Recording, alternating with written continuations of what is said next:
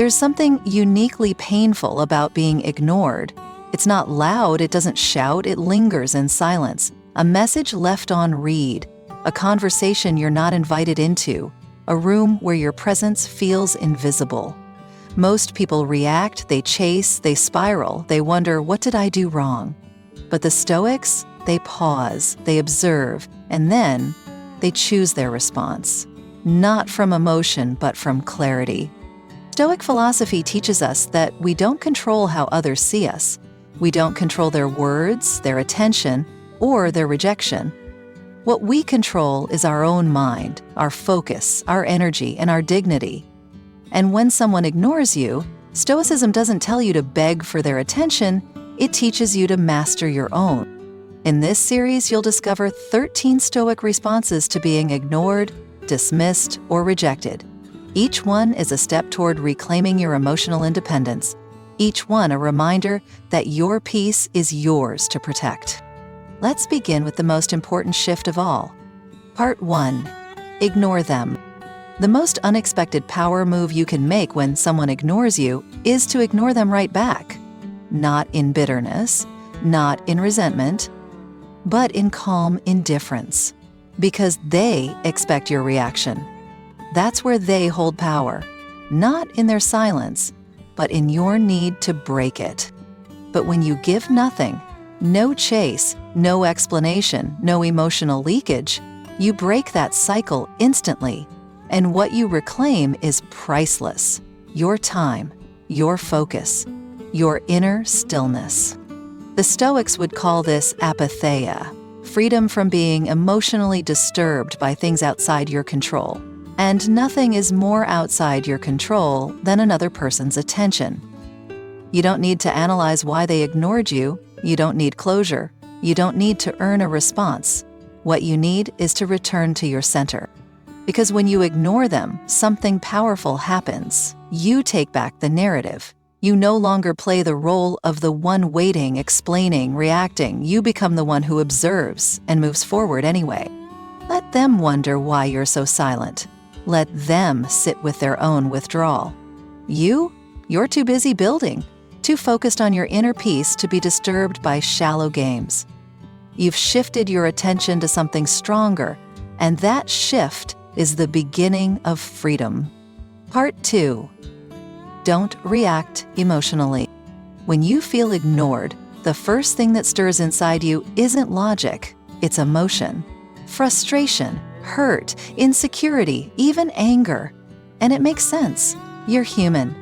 But if you're not careful, that initial wave of emotion will hijack your mind, and before you know it, you've said something you regret, chased someone who doesn't care, or tried to win back attention you never needed in the first place.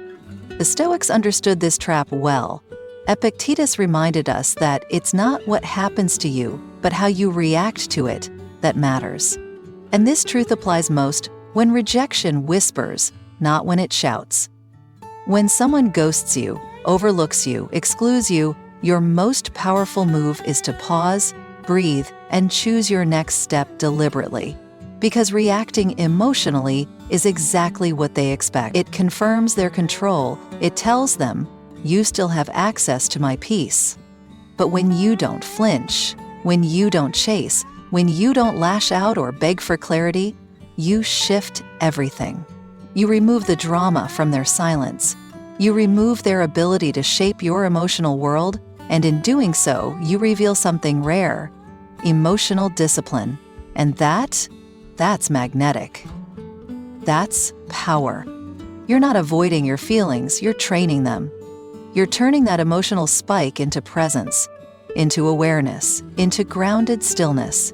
And every time you do this, you build something inside you that's stronger than attention. Self-respect. People may still ignore you, they may still withhold response, but you won't be thrown off course by it anymore, because your identity is no longer built on whether or not someone else validates it.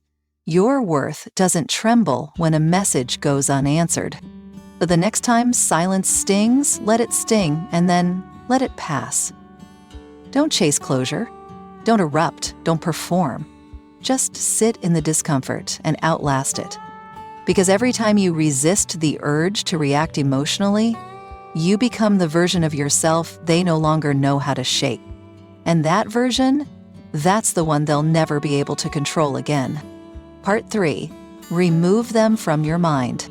Just because someone exits your life physically doesn't mean they've left your mind. In fact, the real weight of being ignored often has nothing to do with what they did and everything to do with how long you keep replaying it. Their silence ends in seconds, but your rumination?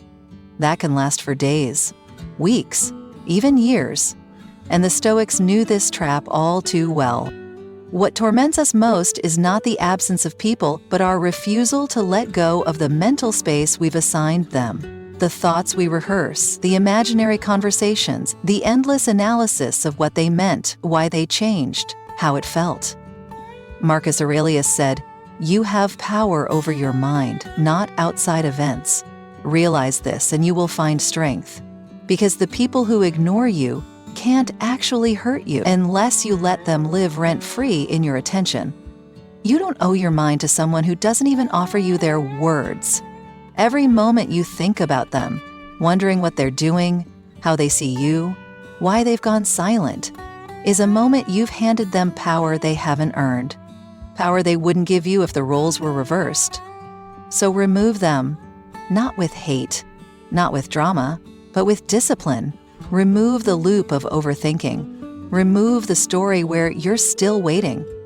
Remove the version of them you've built up in your head, because that version was never real. That version is just a shadow built from your own expectations. And once you clear that mental space, something beautiful happens. Clarity returns. Focus sharpens. The energy you once spent decoding silence now flows into rebuilding your peace. Reinvested attention becomes healing, and healing makes space for better things, better people, better thoughts. This doesn't mean you erase the past. It means you stop kneeling before it. You stop reliving rejection like it holds some eternal truth about you. It doesn't. Their silence said more about them than it ever did about your worth. You're not losing someone, you're losing the version of you that kept holding on. And that's not a tragedy, that's freedom. Part 4. Demonstrate your value. When someone ignores you, it's tempting to prove your worth directly to them, to win their attention back, to make them see what they're missing. But from a Stoic perspective, this is a trap. Because the moment your value depends on someone else recognizing it, you've already given your power away. True self-worth doesn't shout. It doesn't beg. It simply moves forward, silently, consistently, and undeniably.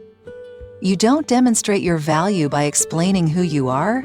You demonstrate it by becoming undeniable, by doing the work when no one's watching, by rising when no one's clapping, by choosing excellence even when no one is validating your effort.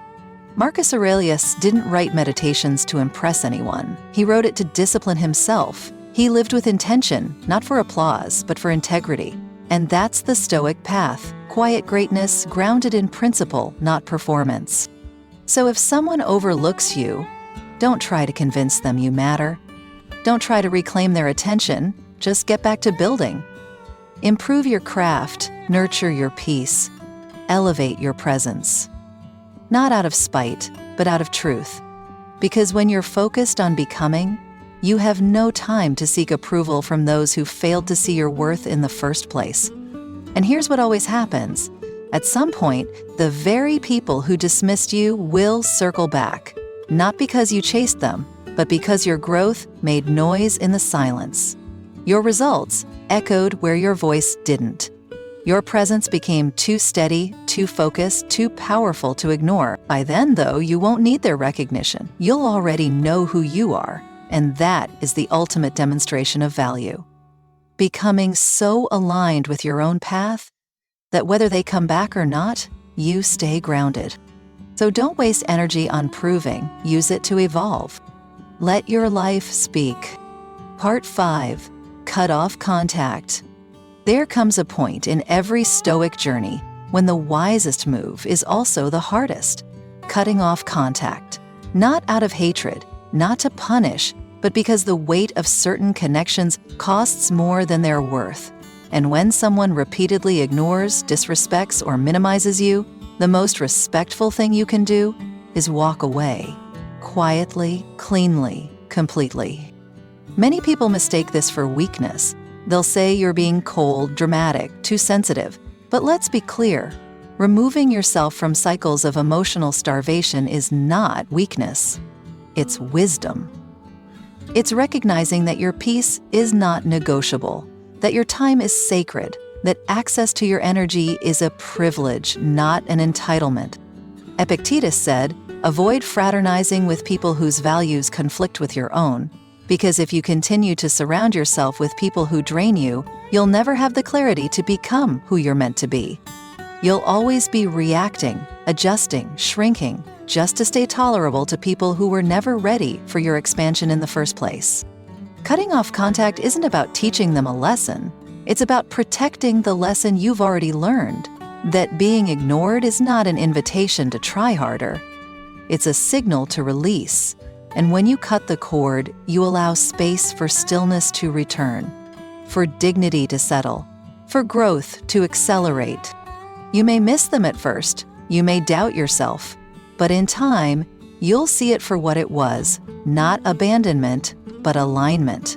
Because the people who were meant to walk with you would have never needed to be chased. So if the connection feels hollow, if the silence has grown toxic, if your worth feels questioned every time you engage, walk away. With grace, with finality, with your head held high. And don't look back. Not because they don't matter, but because your future does more. Part 6. Prove them wrong. When someone dismisses you, doubts you, or ignores you completely, there's a part of you that wants to rise up and shout, "You'll see, one day you'll regret this." And that fire inside, it's real. It can either consume you or fuel you. The Stoic doesn't pretend the fire isn't there. They simply choose where to direct it. Because proving someone wrong doesn't mean seeking revenge. It doesn't mean obsessing over their attention. It means using their silence as fuel, not to scream louder, but to walk steadier. Not to win them back, but to build so well that even their denial can't deny you anymore. Seneca said, "It is not that we have a short time to live, but that we waste much of it." And what's more wasteful than giving your mental energy to someone who already made it clear they don't value your presence? You don't prove them wrong by reacting, you prove them wrong by rising. Quietly, relentlessly. You become so focused on growth, so committed to peace, so rooted in your own path, that their opinion becomes irrelevant. That's when the tables turn, when your results start speaking, when your consistency builds a presence that can't be ignored. And when they finally look up, if they ever do, they won't recognize the person they once overlooked. But by then, you won't need their recognition. You'll have built something far more powerful, a self-respect so unshakable that no one else's silence can diminish it. So don't get loud, get disciplined. Don't seek revenge. Seek refinement. Don't ask them to see your worth. Show the world, and let your life become the proof they never expected. Part 7. Go out and have fun. It sounds simple, almost too simple, but one of the most stoic things you can do after being ignored or rejected is to go out and enjoy your life. Not as an act of spite, not as a performance, but as a declaration. Your absence doesn't control my joy, because nothing unsettles those who try to diminish you more than watching you flourish without them. When you laugh, when you dance, when you create, when you live freely, not waiting for their approval, not clinging to their silence, you reclaim your emotional autonomy.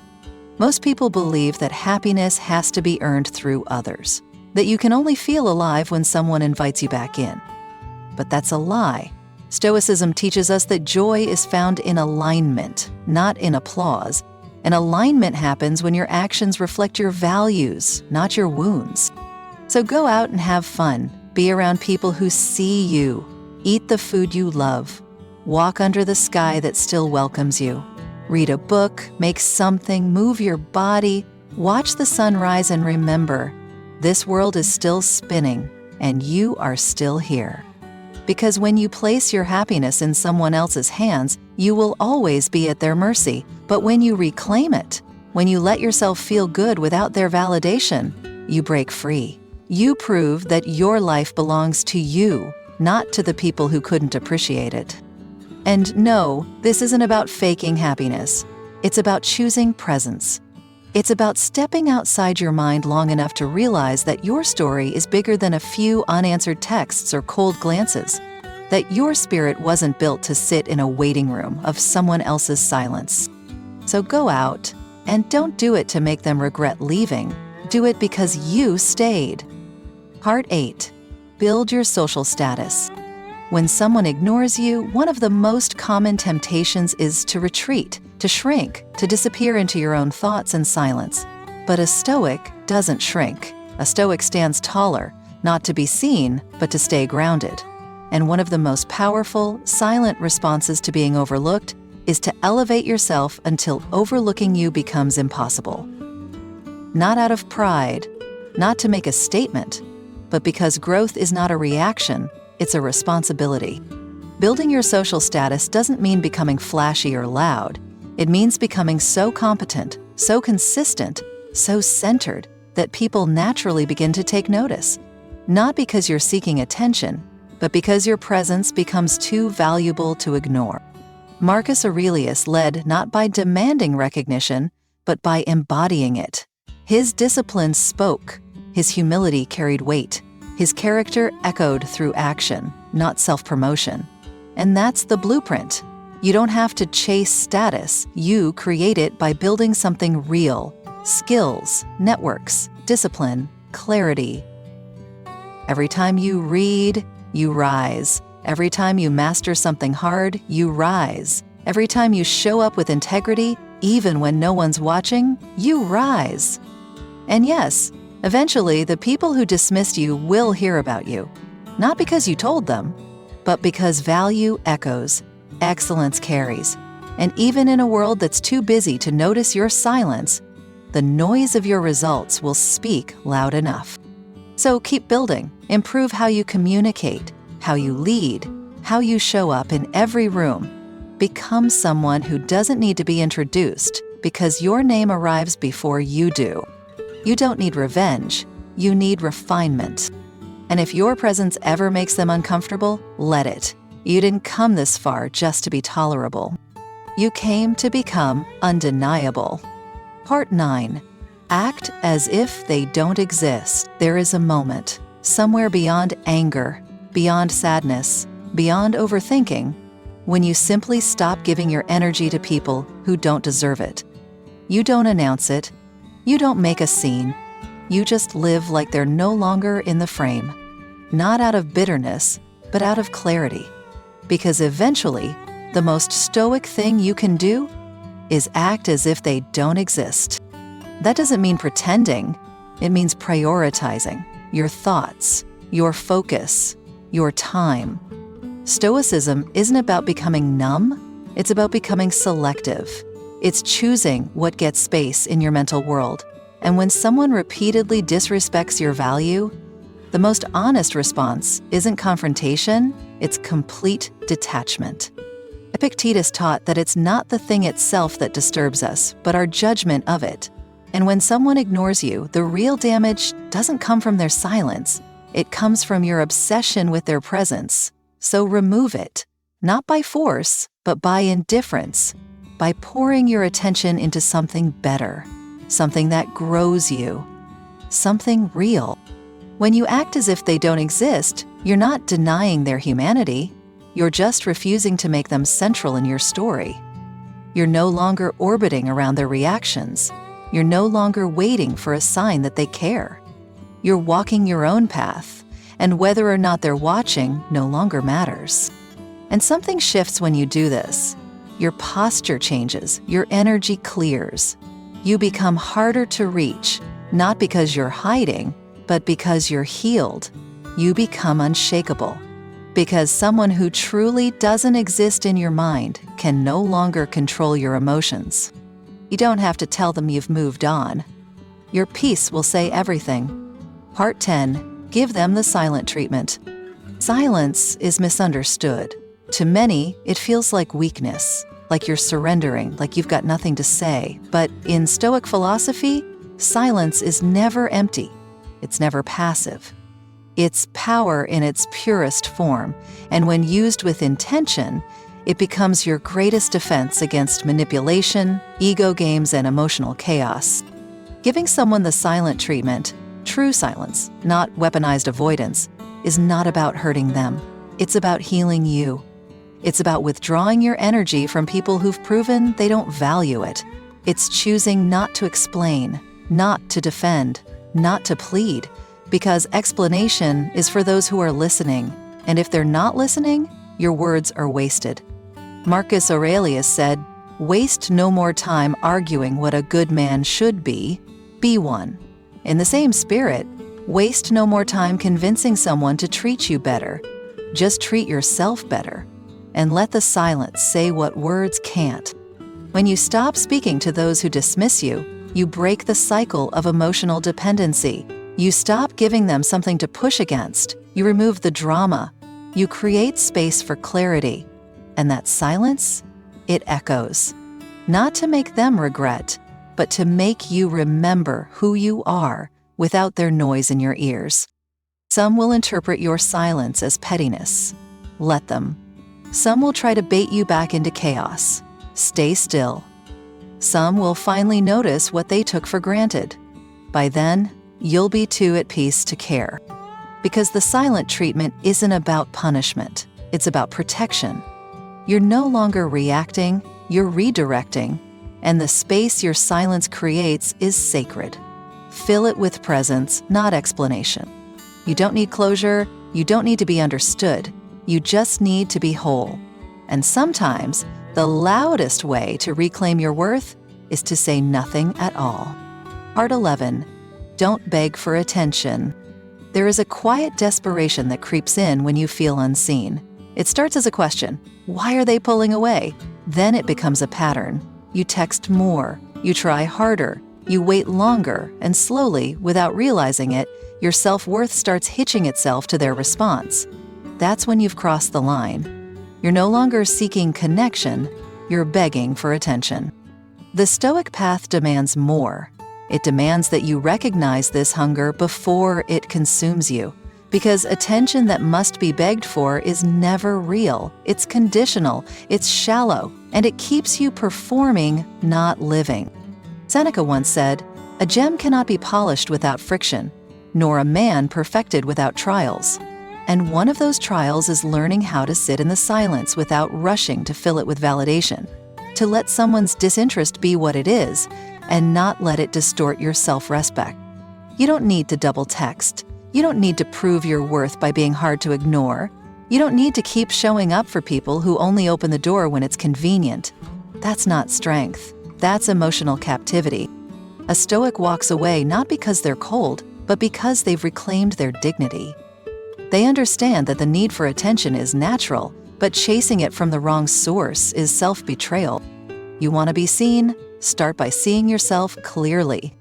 You want to be valued? Start by honoring your own presence.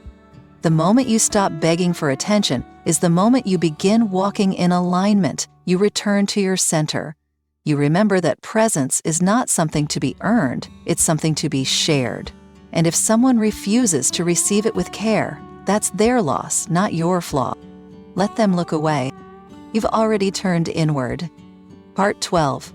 Be kind but emotionally distant. Not every response needs to be cold to be clear. Sometimes the most powerful position you can take is to remain kind but completely untouchable. To speak without tension, to smile without attachment, to remain polite but absolutely unmoved. That's not fakeness, that's emotional mastery. That's Stoic strength.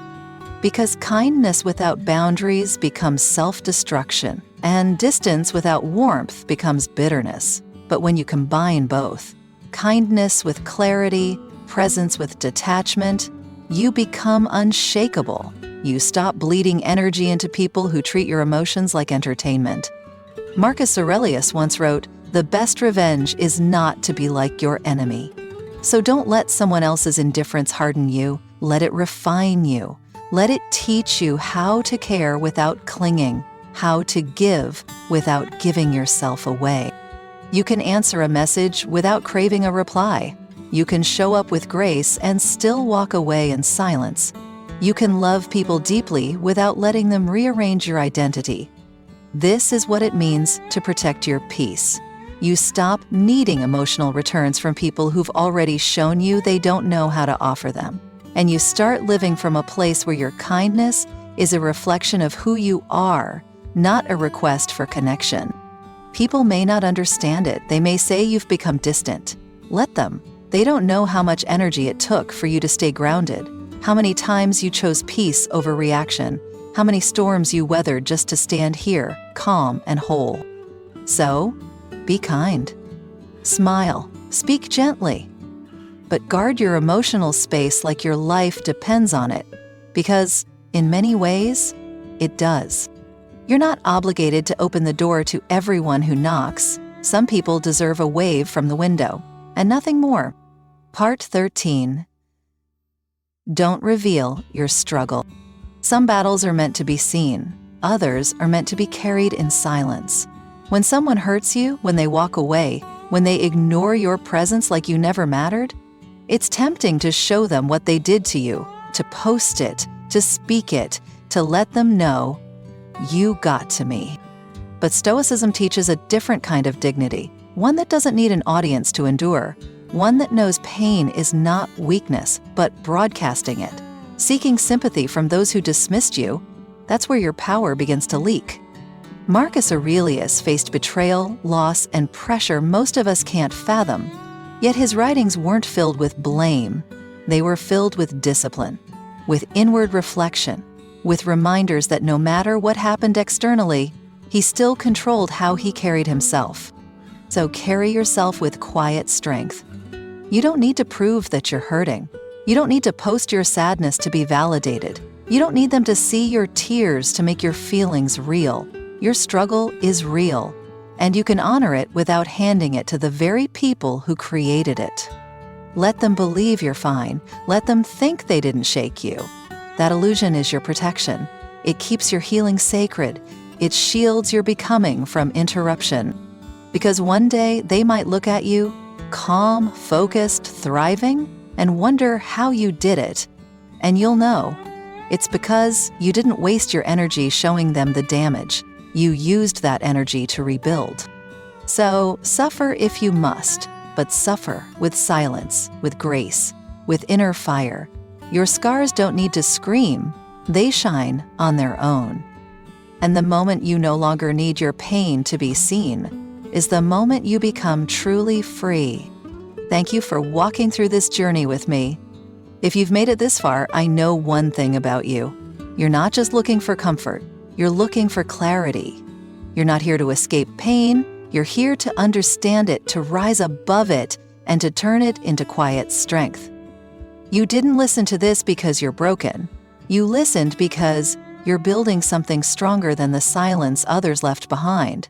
And that is power. Thank you for giving your time, your presence, your attention. If this message resonated with you, even in a small way, I invite you to subscribe to The Chill Stoic, not for noise, but for reminders, for steady wisdom in a loud and restless world. You don't have to speak to be heard. You don't have to chase to be chosen. And you don't have to explain your worth to anyone. You already know who you are. Now live like it.